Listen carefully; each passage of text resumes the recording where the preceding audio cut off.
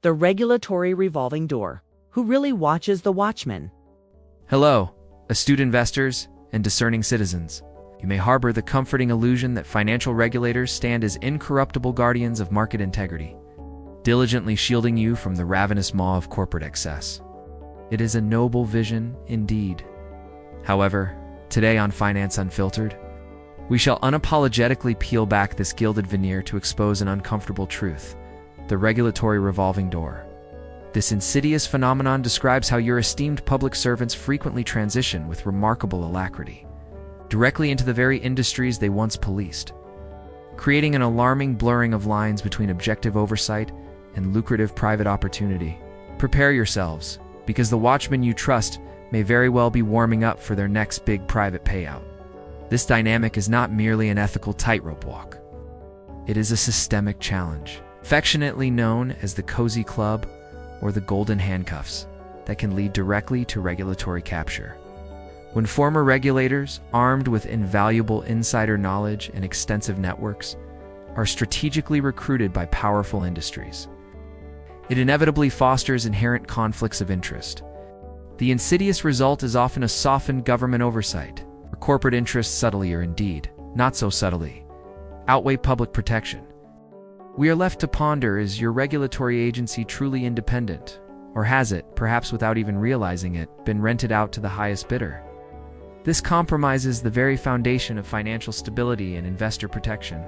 The tangible consequences of this seemingly rigged system ultimately land squarely on your personal balance sheet, dear viewer.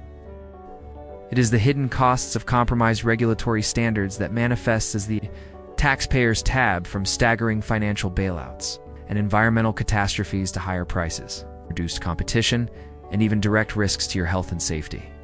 Understanding this intricate dance between regulators and the regulated is absolutely crucial for navigating today's complex economy and truly protecting your hard-earned finances. Stay with us on Finance Unfiltered as we delve deeper into this critical issue. It's offering invaluable insights and empowering you to demand the transparency and accountability you unequivocally deserve. Do not let your money pay the piper for institutional nonchalance. From public servant to private payout. The regulatory revolving door's unsettling spin. Ever gazed upon the majestic edifice of government agencies, those bastions of public trust, and felt a comforting sense of security? They are the watchmen, diligently guarding against corporate overreach, environmental degradation, and financial chicanery. But what if those watchmen, after a respectable stint of public service, decide the grass is greener on the other side? Specifically, the side offering considerably larger paychecks from the very entities they once oversaw. Welcome, dear North American audience, to the regulatory revolving door, where the line between oversight and opportunity blurs faster than your monthly internet bill. This is not some quaint niche phenomenon. It is a well-oiled, surprisingly sophisticated system where individuals seamlessly transition from government oversight roles directly into the lucrative embrace of the industries they previously policed. Picture a financial regulator who spent years crafting intricate rules for banks suddenly becoming a high-paid consultant for a major investment firm, or an environmental protection official, privy to all the loopholes and enforcement weak points, now advising a petrochemical giant on regulatory compliance. This government revolving door is not just spinning, it is practically doing pirouettes with alarming frequency, leaving many wondering whose interests are truly being served. At its core, the regulatory revolving door describes the cyclical movement of personnel between government and the private sector. It is a two-way street, certainly. Industry experts join government agencies, bringing invaluable sector-specific knowledge. But it is the return trip, the journey from public service to the regulated industry, that raises eyebrows and fuels suspicions. These are not just career changes. These are often high-stakes transitions where insider knowledge, established networks, and a deep understanding of regulatory weaknesses become incredibly valuable commodities. The allure of the private payout is, shall we say, a potent motivator. Why would a dedicated public servant trade their badge for a briefcase filled with corporate cash? Well, let us not be entirely naive. While public service certainly has its intangible rewards, the pride of contributing to the greater good, the joy of a stable pension plan, it rarely competes with the financial largesse of the private sector.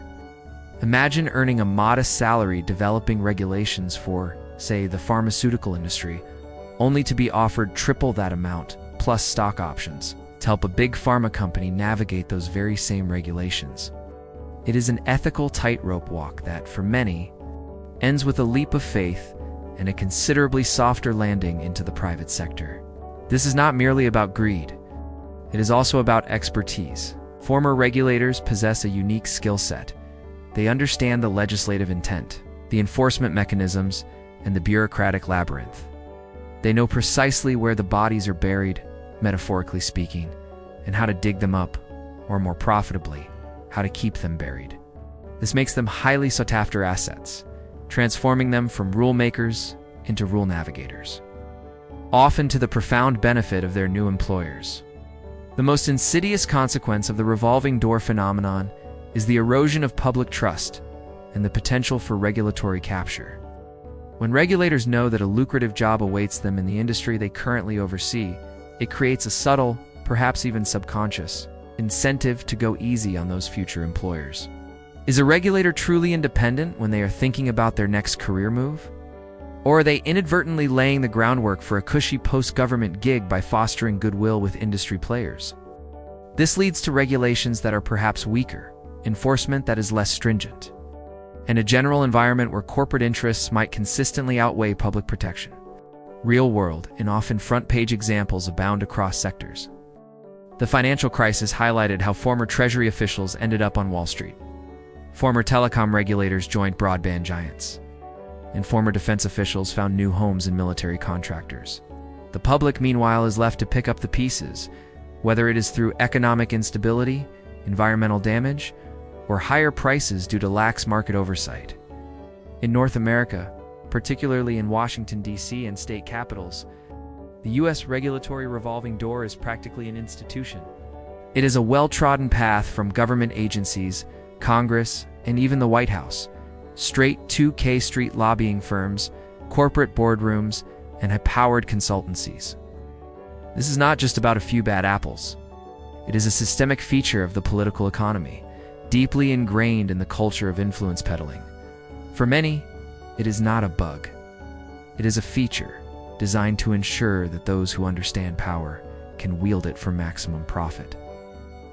While the problem feels intractable, solutions exist, albeit imperfect ones.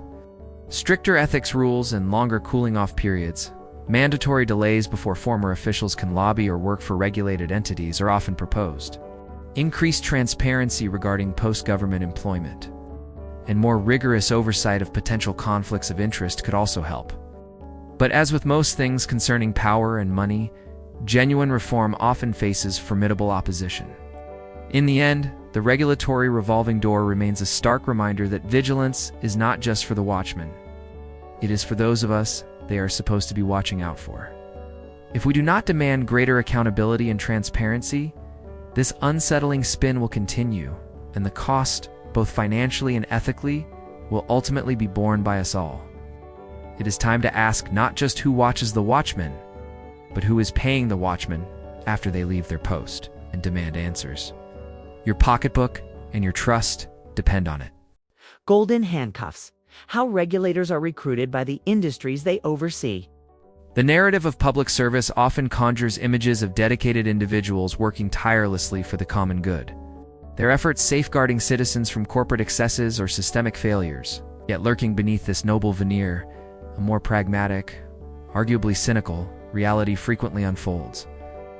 This is the realm of the golden handcuffs, a phenomenon where the very watchmen we appoint to guard our interests are systematically enticed, recruited, and often absorbed by the powerful industries they are meant to regulate. This is not some abstract theory.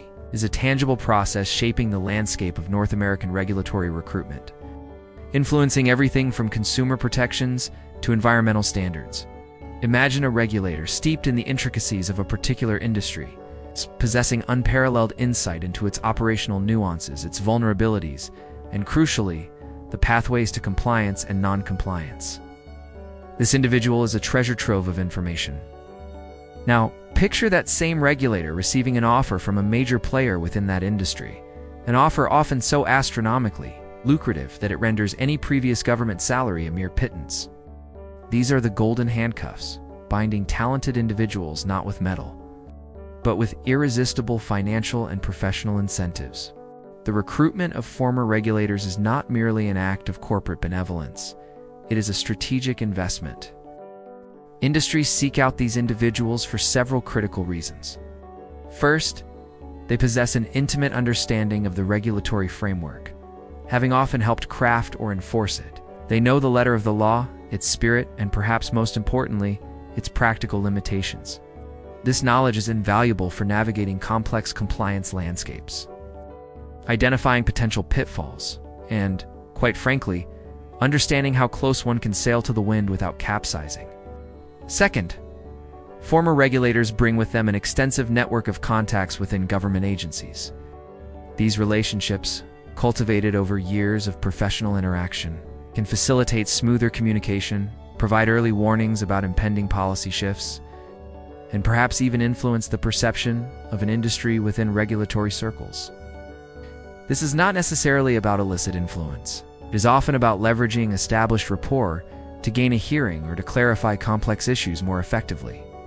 However, the potential for perceived or actual conflict of interest is undeniable, eroding public trust in the impartiality of the system. The transition from overseeing an industry to advocating for it presents a profound ethical challenge. When a seasoned regulator, deeply familiar with the nuances of their former agency's enforcement strategies, suddenly joins the legal or lobbying arm of a regulated company, questions inevitably arise. Is their new role simply about guiding their employer towards best practices? Or does it involve leveraging their inside knowledge to exploit loopholes, anticipate enforcement actions, or subtly weaken future regulations? The public, with good reason, often suspects the latter. This dynamic contributes significantly to the problem of regulatory capture, where the very agencies intended to protect the public interest become unduly influenced by the industries they are supposed to regulate. If key personnel are constantly cycling between government and industry, the lines between regulator and regulated become blurred. The agency might then prioritize the industry's health and profitability over the broader public welfare, perhaps out of a genuine belief that a thriving industry benefits everyone, or perhaps due to the subtle influence of impending career opportunities. The consistent movement of expertise through the revolving door phenomenon has tangible consequences for the average North American citizen. When regulatory agencies are stripped of their most experienced and knowledgeable staff, their capacity to effectively monitor and enforce regulations diminishes. This can lead to less rigorous oversight, slower responses to emerging threats, and a general weakening of the public safety net. Whether it involves financial markets, pharmaceutical safety, or environmental protections, the result is often a system less robust than it appears. Furthermore, this cyclical movement breeds cynicism and distrust. If citizens perceive that the rules are designed by former industry insiders, enforced by agencies anticipating future industry employment, and then navigated by those same individuals for private gain, faith in democratic institutions erodes. It becomes a system that appears rigged, where powerful interests always find a way to circumvent constraints, leaving the public to bear the costs, whether those costs are financial, environmental, or health-related. While it is tempting to attribute the golden handcuffs phenomenon to individual ambition, it is more accurately understood as a systemic challenge. Industries are simply acting rationally within the existing legal and ethical frameworks, seeking the best talent and most effective strategies. The onus, therefore, falls upon policymakers to establish stricter safeguards, more stringent ethics rules, and extended cooling-off periods before former regulators can work for entities they once oversaw. Such measures are not about punishing former public servants. They are about preserving the integrity of government oversight and ensuring that the public interest remains paramount. Without robust firewalls, the allure of the golden handcuffs will continue to draw away critical talent, leaving regulatory agencies vulnerable and citizens exposed. It is imperative that we demand greater transparency and accountability in these transitions for the health of our regulatory system and the protection of us all. The watchmen must truly watch, and not simply await their next golden payday. The Cozy Club, when government oversight becomes a conflict of interest. We entrust our regulatory agencies with a weighty mandate to stand as impartial guardians protecting the public from the potential excesses of powerful industries. They are meant to be vigilant, uncompromising, and immune to undue influence. Yet what happens when these watchmen become a bit too comfortable with the entities they oversee? When the professional distance shrinks, replaced by shared lunches, whispered conversations at industry conferences, or even long-standing personal friendships. Welcome, dear North American citizens, to the Cozy Club, where government oversight subtly morphs into something suspiciously close to a conflict of interest, leaving the public well out in the cold. This is not necessarily about outright corruption, though that certainly exists. Instead, it concerns a far more insidious, often perfectly legal, blurring of lines. It is the polite camaraderie, the shared understanding, and the mutual respect that develops between regulators and the regulated. On the surface, this might seem innocuous, even beneficial. After all, robust regulation requires understanding the industry it governs. But when familiarity breeds anything other than contempt, it creates an environment ripe for what we euphemistically call compromise, and what many others might call simply selling out. The formation of the Cozy Club is a natural, almost inevitable, byproduct of prolonged interaction. Regulatory staff and industry representatives frequently attend the same conferences, participate in the same workshops, and even serve on the same advisory committees. They swap war stories, discuss technical challenges, and develop a rapport. It is human nature. However, for a regulator, such familiarity can subtly shift perspective. Instead of viewing an industry as an entity to be rigorously held accountable, it becomes a collection of individuals, some of whom are quite charming, persuasive, and even offer insightful perspectives on, say, the unintended consequences of strict rules. Consider the highly specialized nature of many regulatory fields, from pharmaceuticals to telecommunications. The pool of true experts is often small. Regulators frequently come from these industries and often return to them. This creates a revolving door, yes, but also a pre-existing social and professional network. When the same faces appear on both sides of the negotiating table year after year, genuine friendships, or at least strong professional alliances, can form. This kind of industry relations is not always nefarious, but it does make maintaining critical distance an increasingly challenging endeavor. The most glaring consequence of the Cozy Club is the potential for softened government oversight. When regulators are too close to industry players, enforcement actions might become less aggressive, penalties less severe, and compliance deadlines more flexible. It is difficult to come down hard on someone you consider a colleague or whose company you hope to join one day. This leads to an environment where regulations are not just interpreted, but often reinterpreted in ways that are more favorable to the regulated entities. This dynamic often manifests in subtle ways: reduced scrutiny, fewer inspections, less thorough audits, or a tendency to accept industry data at face value. Guidance over enforcement. Agencies might issue guidance documents that offer ways around strict rules, rather than enforcing the rules as written. Preemptive concessions. Regulators might proactively adjust proposed rules to appease industry concerns, fearing backlash or a protracted legal battle, even before public input is fully considered. Information asymmetry. Industry insiders, with their close ties, gain privileged access to decision-makers, allowing them to shape policy before it is even made public. These small, seemingly innocuous concessions accumulate, creating significant gaps in accountability. The end result is often a regulatory framework that looks robust on paper but proves porous in practice, with industry interests consistently finding a way to prevail over public good. The perception that a cozy club exists between regulators and the regulated is deeply corrosive to public trust. When citizens suspect that the very institutions designed to protect them are instead serving corporate agendas, faith in government, democracy, and fairness falters. This sentiment is not irrational. It is a direct response to a system that often appears to prioritize profit over safety and connections over transparency. This erosion of trust has far-reaching implications. It makes it harder for legitimate regulatory efforts to gain public support, fosters cynicism about political processes, and can even suppress civic engagement. Why bother advocating for stronger protections if the game appears rigged from the start?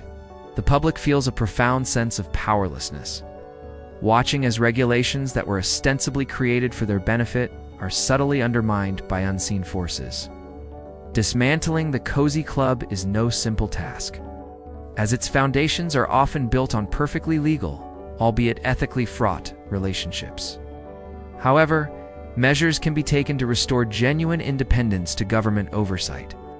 These include stricter ethics rules, implementing longer cooling-off periods for former regulators joining industry, and more stringent conflict of interest declarations, enhanced transparency, making all communications between regulators and lobbyists public, including meeting logs and advisory board deliberations, increased funding for agencies, ensuring regulatory bodies have the resources to conduct independent research and analysis, reducing their reliance on industry-provided data, rotating personnel, implementing policies that rotate regulatory staff across different areas, preventing the formation of overly intimate relationships with specific industry sectors.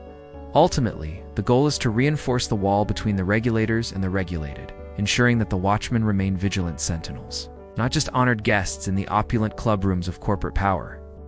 It is time to demand that our regulatory agencies serve the public exclusively, free from the subtle yet powerful embrace of the industries they are meant to govern. Your safety, your health, and your wallet depend on it. Capture clause. Is your regulatory agency truly independent or just rented? We citizens, in our naive optimism, tend to believe in the system. We imagine our government agencies, those noble institutions, standing as impartial arbiters, meticulously crafting rules to protect us from corporate avarice and systemic hazards. They are the umpires, the referees, ensuring a fair game. But what if those umpires quietly started wearing the opposing team's jersey under their uniform? What if the regulatory bodies tasked with safeguarding the public interest have, over time, become less of a watchdog and more of a pampered lapdog, wagging its tail at the very industries it is supposed to regulate? Welcome to the uncomfortable truth of regulatory capture. The public interest clause seems to have mysteriously vanished from the agency's mission statement. This is not some whispered conspiracy theory from the darker corners of the internet. Regulatory capture is a well-documented economic theory and a recurring headache for democracies across North America and beyond. It describes a situation where a regulatory agency, created to act in the public interest, instead advances the commercial or political concerns of special interest groups that dominate the industry or sector it is charged with regulating. It is the insidious process by which the watchmen are not just compromised, but effectively co-opted. Is your regulatory agency truly independent, or has it, perhaps without even realizing it, been rented out? Regulatory capture rarely happens overnight with a nefarious exchange in a dimly lit alley. It is a slow, methodical seduction, often perfectly legal, and almost always deeply polite. One primary mechanism, as we have already explored, is the infamous revolving door between government and industry. When regulators know that lucrative jobs await them in the private sector, their enforcement decisions can become subtly influenced. Why antagonize a potential future employer? This creates an inherent bias, a kind of preemptive capture, where the agency begins to see the world through the industry's lens, so often equating industry health with public good. Another critical factor is information asymmetry. Industries possess vast amounts of technical knowledge, data, and expertise about their operations. Regulatory agencies, often underfunded and understaffed, frequently become reliant on the regulated entities themselves for information necessary to craft and enforce rules. This reliance creates a dynamic where the industry becomes the primary, if not sole, source of expert input. When you are constantly feeding the watchdog, it is only a matter of time before it starts eating out of your hand. Furthermore, consider the sheer force of corporate lobbying. Industry groups pour immense resources into influencing legislation and regulatory policy. They cultivate relationships with lawmakers, agency officials, and staff, presenting their arguments with persuasive data and well-articulated concerns about economic impact and innovation. While lobbying is a legal part of the democratic process, its scale and persistence can overwhelm the often fragmented and less organized voice of the public. This constant pressure can subtly shift the agency's priorities, moving them away from strict enforcement towards a more cooperative or flexible approach that often favors industry. Examples of agency capture are not difficult to find across the North American landscape. In the financial sector, Critics argue that the very agencies tasked with overseeing banks and investment firms became too cozy with Wall Street prior to the 2008 crisis, leading to a climate of deregulation and lax enforcement that contributed to the meltdown. Similarly, environmental protection agencies have often faced accusations of being too lenient on powerful polluting industries, former officials frequently transitioning into high-paid roles at those very companies. The telecommunications sector offers another classic illustration. Regulators, frequently citing the need to foster competition or innovation, have sometimes overseen the consolidation of massive media conglomerates, often at the expense of consumer choice and independent voices. Even agencies meant to safeguard food and drug safety have faced scrutiny, with debates raging over the influence of pharmaceutical companies on drug approval processes and the food industry's impact on dietary guidelines. In these instances, the public interest clause often feels like an afterthought. The consequences of regulatory capture are far-reaching and deeply detrimental to the average North American citizen. When regulatory agencies are compromised, it leads to weakened consumer protection. Products might be less safe, services less reliable, and pricing less fair without robust oversight. Environmental degradation. Industries may face less pressure to adopt sustainable practices, leading to greater pollution and resource depletion. Financial instability. Lax financial regulation can sow the seeds of economic crises, impacting jobs, savings, and housing markets. Reduced competition. Captured agencies might favor incumbent players, stifling innovation and limiting choices for consumers. Erosion of democratic principles. The perception that powerful corporations, rather than elected officials or independent agencies, are effectively writing the rules undermines faith in democratic governance. It is a subtle theft of our collective well-being, executed not through overt criminality, but through the quiet erosion of institutional independence. Countering regulatory capture requires a multi-pronged approach. It demands greater transparency in lobbying efforts and agency decision-making. Stricter ethics rules, including longer cooling-off periods for former officials, are essential to break the revolving doors spin. Importantly, regulatory agencies need adequate funding and staffing to develop their own expertise, reducing their reliance on industry information. Ultimately, the fight against capture begins with public awareness and vigilance. We cannot simply assume our regulatory agencies are operating solely in our best interest. We must question, scrutinize, and demand accountability. The public interest clause must be explicitly stated, consistently upheld, and vigorously defended. Otherwise, we risk living in a system where the rules are not written for us, but for those who can afford the highest rent. It is time to ensure our watchmen are truly independent, not just rented property. The Taxpayers tab, the hidden costs of compromised regulatory standards. We, the diligent citizens of North America, are often asked to foot the bill. From potholes on our streets to funding schools, the concept of paying our share is baked into the very fabric of our society. What if we told you that a significant portion of your hard-earned money is silently draining away, not into essential services, but into a gaping void created by something far more insidious: compromised regulatory standards? This is not about the visible cost of a traffic ticket. It is about the hidden expense of a system where the watchmen have become, well, a little too comfortable with the wolves. Welcome to the Taxpayers tab, where every wink, every nod, every lax enforcement decision ultimately finds its way onto your personal balance sheet. This is the grim culmination of the regulatory revolving door, the cozy club, and outright agency capture. It is when the abstract theories of political economy hit your pocketbook with the force of an unexpected medical bill. When the guardians meant to protect the public interest instead advance corporate agendas, the public inevitably pays the price. Sometimes it is a direct, eye-watering bailout. Other times it is a slow, agonizing bleed through higher prices, poorer quality, and a general degradation of the common good. Let us peel back the layers of this financial onion and see just how much this institutional nonchalance costs you. Perhaps the most dramatic and unforgettable way compromised regulatory standards translate into your direct financial burden is through financial bailouts. Recall the 2008 financial crisis, years of lax oversight, the revolving door spinning merrily between Wall Street in Washington, and a general air of too-big-to-fail complicity led to an economic meltdown. Who absorbed the shock? You did?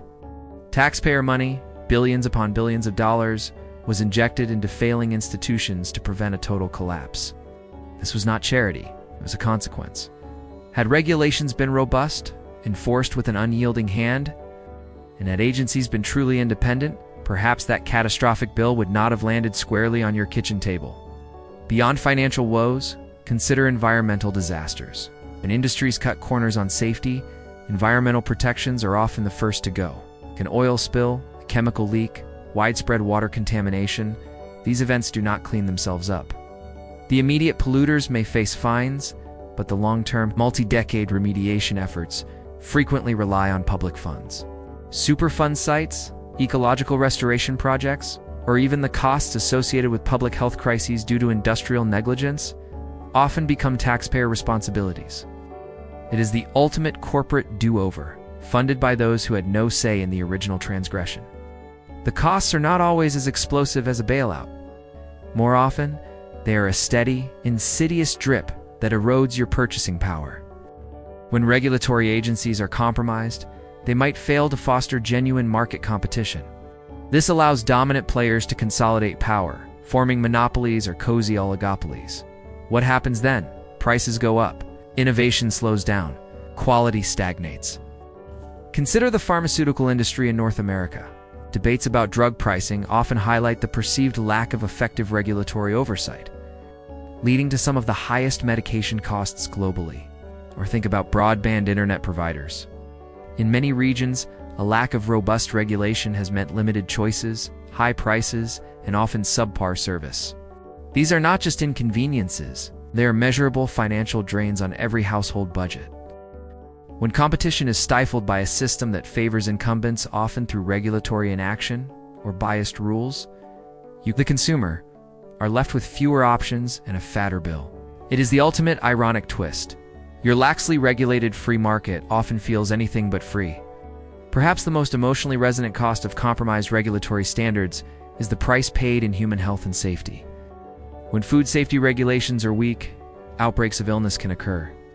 When workplace safety is not rigorously enforced, preventable accidents and deaths follow.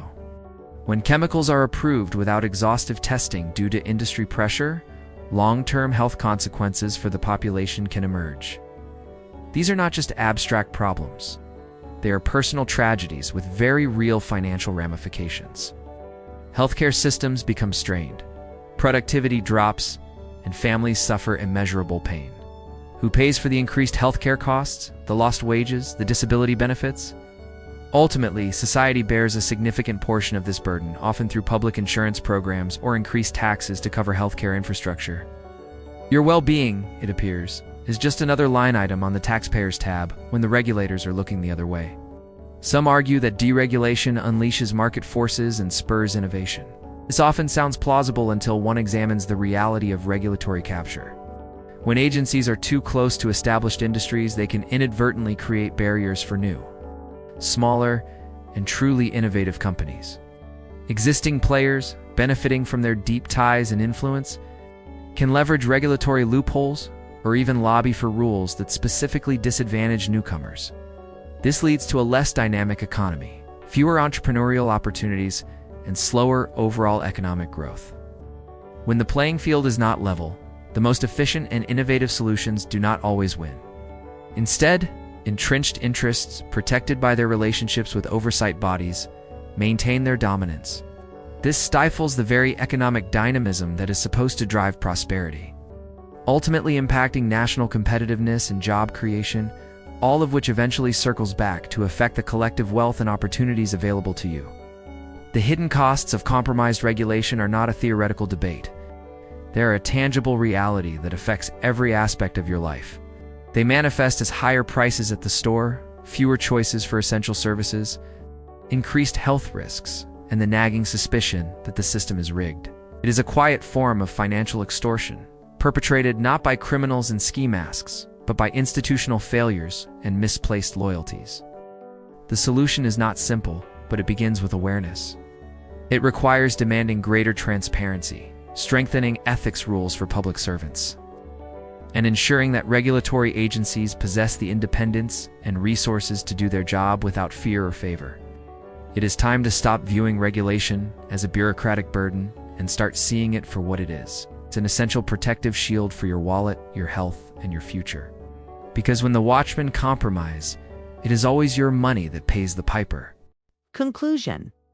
Thus, as we have meticulously dissected the inner workings of the regulatory revolving door, from the subtle seduction of the golden handcuffs and the exclusive camaraderie of the cozy club to the outright subversion of regulatory capture, a clear and rather unsettling picture emerges.